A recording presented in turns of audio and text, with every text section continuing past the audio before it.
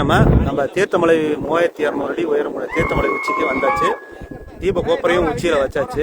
இப்போ அடுத்தது வந்து பாத்தீங்கன்னா இங்க உச்சியில வந்து ஒரு பூஜை பண்ணிட்டு நல்லா இழுத்து 4 பக்கம் நல்லா பொதுவாக கட்டிட்டு நாம வந்து அடுத்த பூஜை பண்ணிட்டு மறுபடியும் இறங்க ஆரம்பிச்சிடும். மறுபடியும் நாளை காலையில 50 டன்னு நெய் தீர்த்தம் பூஜைக்கான அபிஷேக ஜாமானங்கள் எல்லாமே எடுத்துக்கிட்டு மறுபடியும் நாளை காலையில் நம்ம வரணும்.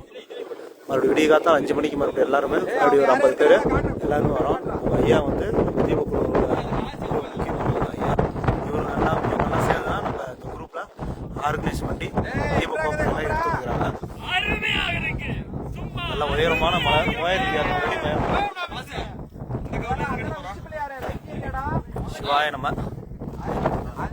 அங்கதான் நம்ம அந்த டவர் தெரியுது பார்த்தீங்களா, அந்த இடத்துல தான் நம்ம அபிஷேகம் பண்ற லிங்கம் சிவபெருமான் நந்தி பிள்ளையாரு எல்லாருமே அங்கதான் இருக்காங்க. நம்ம அந்த மலையிலிருந்து கொஞ்சம் தள்ளி இந்த மலையில தீபம் ஏத்துறது. சிவாய நம்ம தான் கட்டுறோம். அடுத்தது நாளைக்கு சங்கிலி கம்பி வரணும். இது அங்க வரக்கூடாது.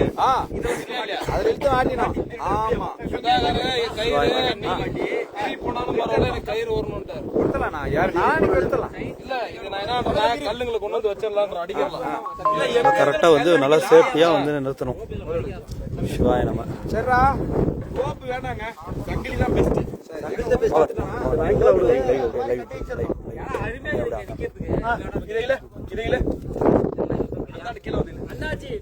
அருமையா இருக்கு போங்க.